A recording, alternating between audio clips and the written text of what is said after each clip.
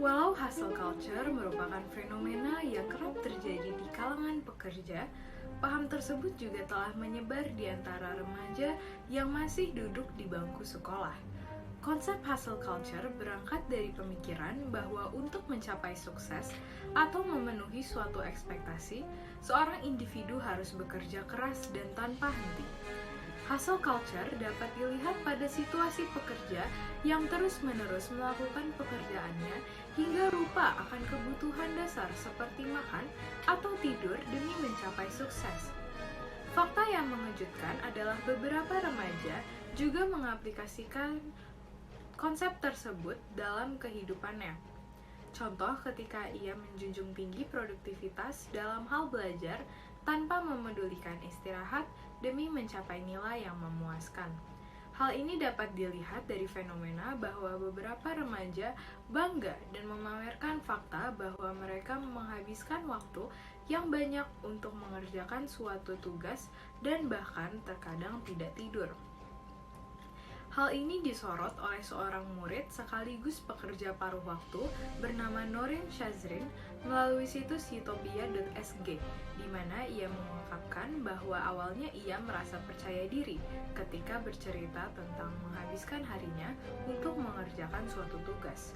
Bahkan, ia percaya bahwa kualitas dirinya dinilai dari berapa banyak pekerjaan yang ia lakukan, hingga berani mengorbankan kebutuhan dasarnya seperti makan, tidur, hingga mempertahankan pertemanan.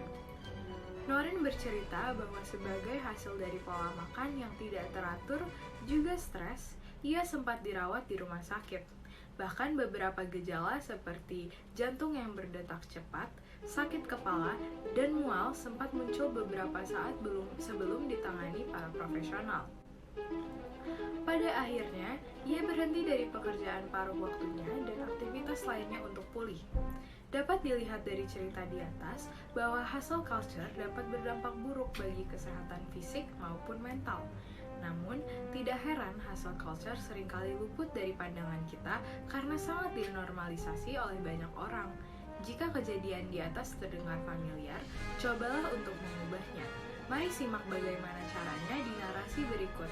Sebelum memasuki cara mencegah, ada baiknya kita bahas kembali apa dampak buruk dari hustle culture dan di mana itu sering terjadi. Seperti yang sudah dijelaskan sebelumnya, hustle culture merupakan sebuah gagasan atau pemikiran yang sering diaplikasikan pada situasi apapun, maka bisa terjadi dimanapun, seperti di sekolah, pada kalangan murid, dan di kantor pada kalangan pekerja. Memetik pelajaran dari cerita sebelumnya, hustle culture dapat menyita waktu pihak-pihak yang dirugikan, juga membahayakan kesehatan seseorang tanpa disadari. Menurut halodoc.com, hustle culture memang dapat meningkatkan resiko penyakit kardiovaskular juga serangan jantung. Sama dengan gejala yang dialami Norin sebelumnya, gagasan go big or go home, bekerja keras atau pulang, dapat menyebabkan peningkatan detak jantung, juga tekanan darah. Dampaknya pada kesehatan mental juga tidak baik, karena terbukti bahwa dapat menyebabkan tubuh merilis hormon stres atau kortisol dalam jumlah yang tinggi. Cara mencegah agar hustle culture tidak terlintas di pikiran kita adalah dengan mengaplikasikan work-life balance, di mana pekerja diharapkan untuk menyeimbangkan kehidupan pribadi dan pekerjaan. Sama halnya seperti school life balance yang bisa diaplikasikan pada kehidupan pelajar yang terlalu antusias dengan tugas akademis juga urusan organisasi, hingga tidak memperhatikan kehidupan pribadi. Pada akhirnya, hustle culture tergantung pada bagaimana sikap kita menyikapinya. Bye.